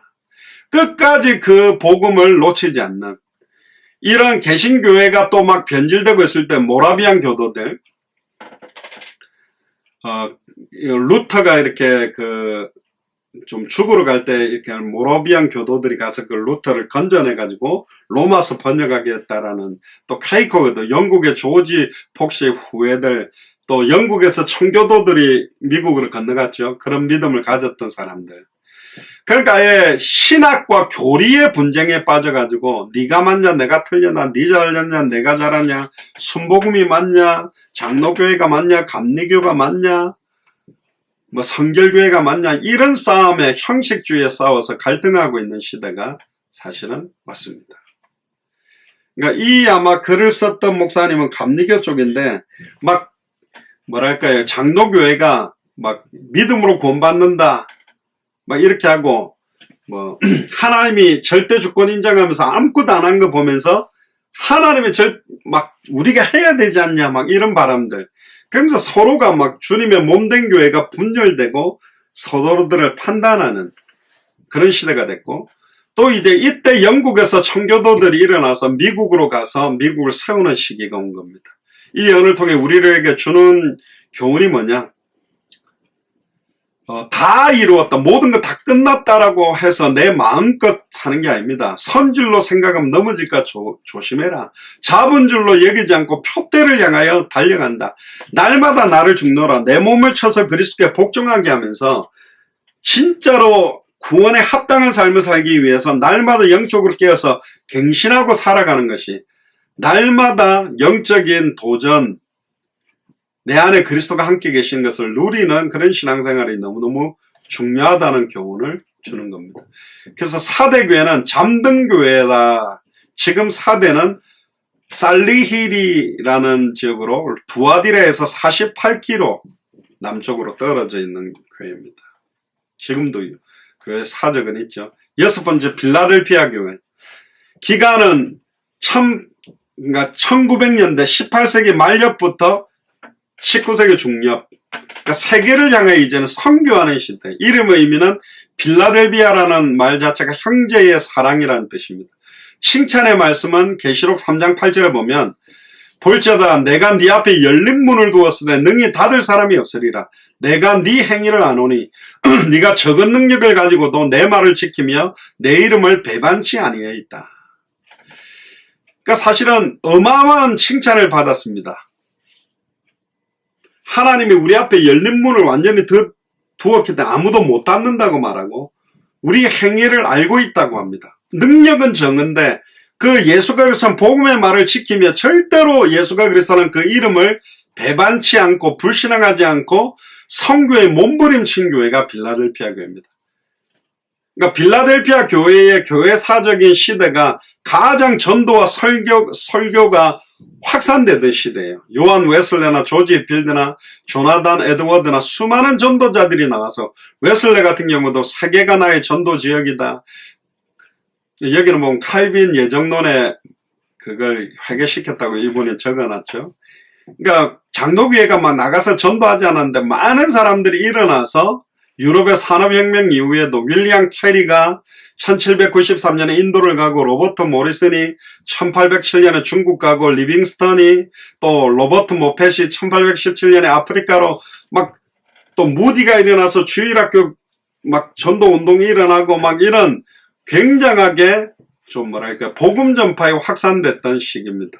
그리고 책망의 말씀이 빌라델피아 교회는 없어요. 권면의 말씀 계시록 3장 11절에 내가 속히 임할 거다. 네가 가진 것을 굳게 잡아 아무나 네 멸령관을 빼앗기지 못하게 해라. 절대로 놓치지 마라. 우리가 붙잡은 성경의 복음, 성경의 존도, 성경의 끝이 분명하기 때문에. 그리고 약속의 말씀을 줍니다. 3장 12절에 이기는 자는 내 하나님의 성전의 기둥이 되게 하리니 그가 결코 다시 나가지 아니하리라. 내가 하나님의 이름과 하나님의 성 곧 하늘에서 내 아버지로부터 내려오는 새 예루살렘의 이름과 나의 새 이름을 그 위에 세우겠다. 그러니까 어마어마한 성전의 기둥이 된다라는 것은 너무너무 감사한 거죠. 정말로 천국에서도 가장 기둥과 같이 변함없이 하나님의 일들을 역할을 하는. 그러니까 예수사랑교회 마라나타 미셔널 처치의 깃발을 드는 분들이 이런 빌라델피아 교회에 축복이 임하게 되기를 주님 축복합니다. 그럼 이 예언이 우리에게 주는 교훈이 뭐냐? 이미 우리에게 열린 문을 두었습니다. 또 새 이름을 주셨거든요. 그러니까 계시록 2장 8절에 볼지어다 내가 네 앞에 열린 문을 두었으니 능히 닫을 사람이 없다. 그럼 문이 열렸다면 그 열린 문에 대해서 뭘 할 것인가? 계시록 4장 1절에 3절에 보면 이후에 내가 보니 하늘에 열린 문이 있는데 보라 하늘에 보좌를 베풀었고 그 보좌 위에 앉은 이가 있는데 앉으신 이의 모양이 백옥과 홍보석 같고 또 무지개가 있어 보좌에 둘렸는데 그 모양이 녹보석 같더라. 결국 열린 문은 어디로 들어가는 거냐? 하늘의 성소 지성소로 들어가는 문. 그러니까 완전 흑암 사망에서 생명으로 옮길 수 있는 단번에 영혼이 하나님 만나는 길, 단번에 영혼이 죄와 죄에서 해방되는 길, 단번에 영혼이 사탄마귀 귀신에서를 깨뜨리고 승리한 길이 열려있다. 그 열린 문을 향하여 수많은 사람들이 하나님 앞에 나오고 지성소로 나올 수 있도록 하는 축복을 받아야 될 교회가 사실은 빌라델피아 교회입니다. 요약을 해보면 빌라델피아 교회는 인내심을 가지고 끝까지 견딘 교회가 바로 빌라델피아입니다. 빌라델피아 지역 현재 그 빌라델피아 이름은 알라세히르라는 지역이 빌라델피아 교회가 있는 지역입니다. 마지막 7번째 라오디게아 교회. 기간은 19세기 중엽 이후 그러니까 거의 2000년 19세기 말부터 1900년 말부터 주님 오실 때까지 지금 2021년도 우리는 라오디게아 교회 시대입니다. 라오디게아의 이름의 뜻은 백성을 심판하다는 뜻입니다. 결국 마지막 교회의 모습이거든요. 주님이 재림하시기 전까지의 모습이 사실은 라오디게아 교회입니다. 칭찬의 말이 있습니다. 근데 안타까운 거는 라오디게아 교회에 칭찬의 말이 없어요. 마지막 교회가 너무너무 세속화되고 자기 만족에 빠져있고 영적 혼돈에 빠져있고 그러면서 15절에 경고합니다. 왜 그러면 칭찬을 못 받았냐? 네가 차지도 않고 덥지도 않다. 믿는 것도 아니고 안 믿는 것도 아니다. 예수가 그리스도라고 인정하는 것도 아니고 안 인정하는 것도 아니다. 그래서 책망합니다. 17절에 네가 말하기를 나는 부자라 부유하여 부족한 것이 없다 하나. 그러니까 막 응답받았고 막 좋은 조건에서 네 공부하고 영적으로는 공부하고 영적으로는 가련하고 영적으로는 가난하고 영적으로는 눈멀었고 영적으로는 벌거벗은 쓴 것을 알지 못하고 있다. 이게 마지막 교회입니다. 가장 치명적인 문제가 뭐냐? 예수님이 보기에 너무너무 영적인 비참함에 있다.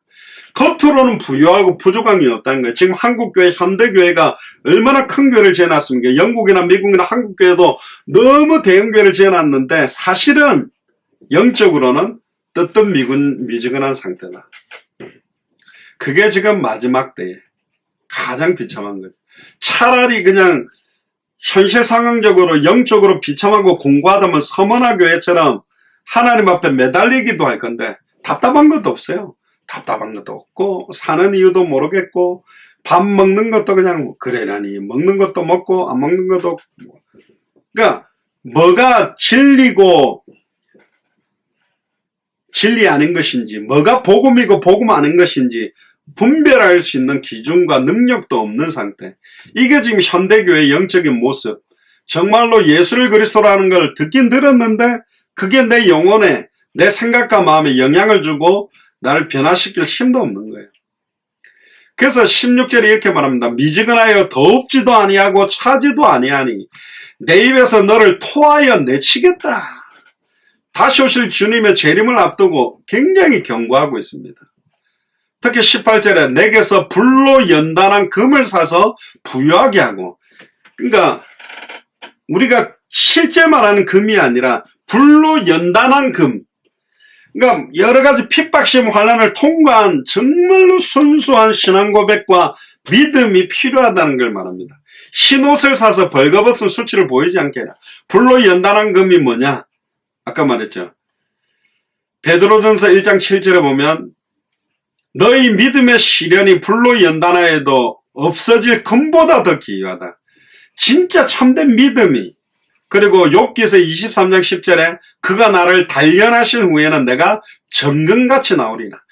그 수많은 대장장이가 불에 넣었다가 두들기고 찬물에 넣었다가 불에 넣었다가 두들기고 찬물에 넣었다가 계속 그 반복하는 속에서 우리가 단단한 믿음, 어떤 상황에서 흔들리지 않는 믿음으로 우리를 인도할 거다. 불로 연단한 금과 같은 믿음을 갖게 되기를 주님 축복합니다. 그리고 흰옷은 성도들의 의를 나타냅니다. 빛나고 깨끗한 세마포를 입게 하셨은즉 이 세마포는 성도들의 옳은 행실이다. 요한복음 19장 8절에 말하거든요. 남들은 막 세상과 타협하고 막 이렇게 해서 막 하지만 그래도 끝까지 십자가의 의, 하나님의 의를 붙들고 있는 그 옷을 입게 되기를 주님 축복합니다. 그리고 안약을 발라라고 합니다. 양심에 민감하고 진리를 식별하고 복음과 복음 아닌 걸 딱 깨닫는, 그래서 너희 마음 눈을 밝히서 알게 하시길 원한다. 에베소 1장 18절 19절 요한복음 16장 13절에 진리의 성령이 오시면 너희를 모든 진리 가운데로 인도한다. 안약을 발라서 보게 하라는 말은 진짜 영을 분별하고 진짜 예수를 그리스도로 알고 믿는 것이 맞는, 입으로 예수는 그리스도 한다고 해서 예수를 그리스도 알고 있는 게 아니라니까요. 진짜 예수를 그리스도 믿는 게 아니에요. 순종하는 게 아니에요. 그 어려움과 그 고통 속에서도 그 믿음을 갖고 있는 게 맞냐? 그걸 깨달으면 그 믿음을 확인할 수 있는 겁니다. 약속의 말씀을 줍니다. 계시록 3장 20절에 내가 문 밖에서 두드리노니 누구든지 내 음성을 듣고 문을 열면 내가 그에게로 들어가 그로 더불어 먹고 그는 나로 더불어 먹으리라. 우리 영적 기도할 때 많이 인용하지만 원래 의미는 뭐냐? 아예 찹지도 않고 뜨겁지도 않게 다 닫아져 있는 마음을 진짜 열고 진짜 예수님이 나의 주인이고 진짜 입으로만 하는 기도가 아니라 내 삶 자체, 내 남은 인생 자체의 주인으로 나를 주장해달라고 맡기는 기도가 필요하다. 그러면서 21절에 22절에 이기는 그에게는 내가 내 보좌에 함께 하여 주기를 내가 이기고 아버지 보좌에 함께 앉은 것과 같이 하리라. 귀 있는 자는 성령이 교회들에게 하시는 말씀을 들어라. 이 마지막 라오디게아 교회를 통해서 우리에게 주시는 메시지가 뭐냐? 결국은 우리가요 2021년을 살아가면서 우리에게 뭔가 영적으로 이루어져 있는 것, 또 이루어지지 않은 것, 또 내가 영적인 상태가 뜨겁지도 않고 차지도 않는 미지근한 상태, 뭐 생명운동 하는 것도 아니고 안 하는 것도 아니고 말씀운동 하는 것도 아니고 안 하는 것도 아니고 제자운동 하는 것도 아니고 안 하는 것도 아닌 그 뭔가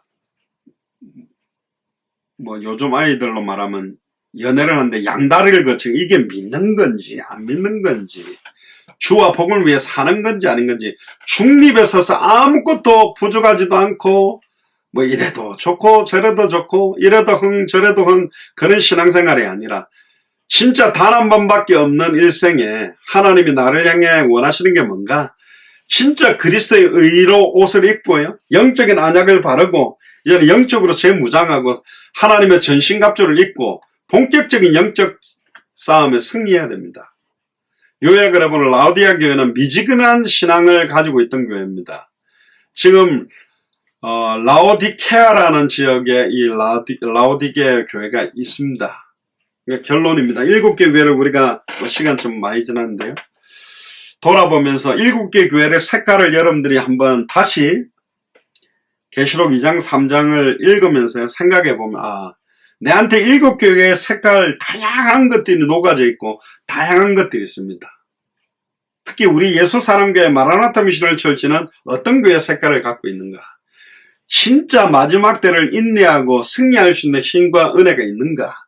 그래서 여러분들과 제가 본격적으로 찹지도 않고 뜨겁지도 않는 미지근한 신앙생활이 아니라 분명한 영적인 색깔을 가지고 성경의 복음의 색깔, 성경의 전도의 색깔, 성경의 끝의 색깔을 가지고 다시 오실 그리스도의 시간표를 앞당기는 그런 최고의 축복받는 교회가 되기를 주의 이름으로 축복합니다. 기도하겠습니다. 지금은 우리 주 예수 그리스도의 은혜와 하나님의 크신 사랑하심과 성령님의 내주인도 역사교통 충만하심이 예수를 그리스도로 알고 믿고 영접하고 누리는 나의 연약한 모든 부분들을 주님 앞에 내어놓고 영적 싸움에 승리함으로 다시 오실 그리스도의 시간표를 앞당기는데 우리의 남은 생을 온전히 되기로 결단하는 우리 예수 사랑교회 마라나타 미션을 철치의 모든 교육자들과 중직자들과 성도들 머리 위에 함께 동력하고 있는 모든 선교사님들 머리 위에 지금으로부터 영원토록 항상 함께 계실지어다. 아멘.